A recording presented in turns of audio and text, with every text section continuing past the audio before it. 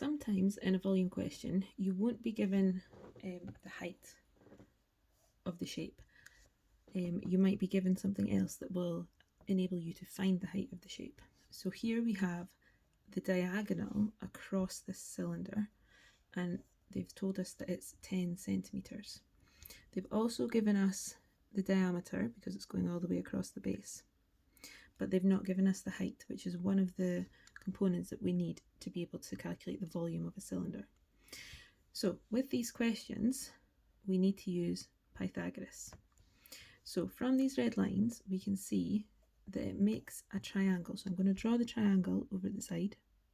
So from this triangle, we can see that we are trying to find one of the shorter sides, because this side here is the hypotenuse and we are needing to work out one of the shorter sides. So we're going to use Pythagoras. We're going to use the formula that allows us to work out shorter sides. So a squared equals c squared take away b squared. We're going to label the triangle a, c and b, and then we're going to substitute in our numbers.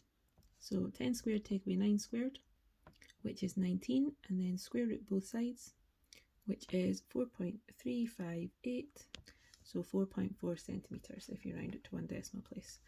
Now, looking at the diagrams, it's clear to see that these diagrams are a bit wrong, but using the maths, this height must be 4.4 centimetres. Now that we've got the height, we can now calculate the volume of the cylinder. So our formula is pi times r squared times h. Now we did talk about this at the beginning. They've given us a diameter, which means we need to half it to get the radius. So the radius is 4.5. Now that we've got the radius and we've already calculated the height, we can put those numbers in and we get 279.915, and I'm going to round it to one decimal place. So 279.9 centimetres cubed is the volume of this cylinder. So we had to use Pythagoras to find the height, and then once we had the height, we were able to find the volume. We're going to do another example.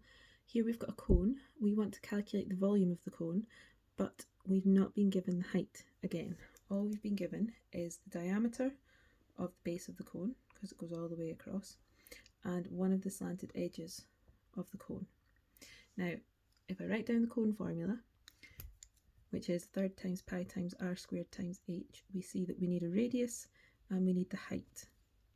And the height of a cone goes from the very tip down to the base of the cone.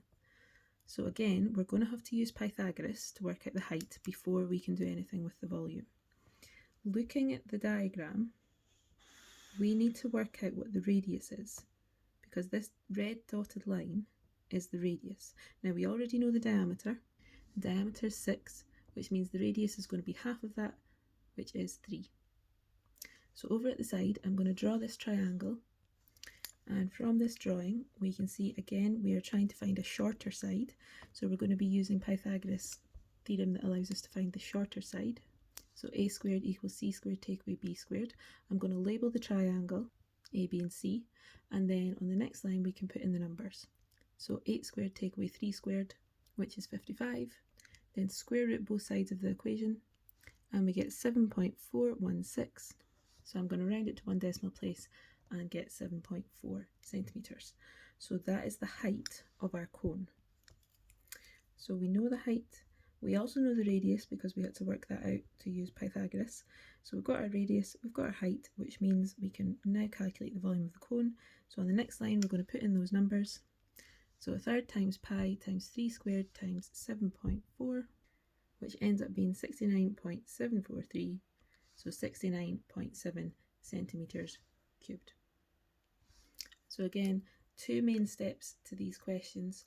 Use Pythagoras to work out the missing length that you need, and then once you've used Pythagoras, you can then work out the volume.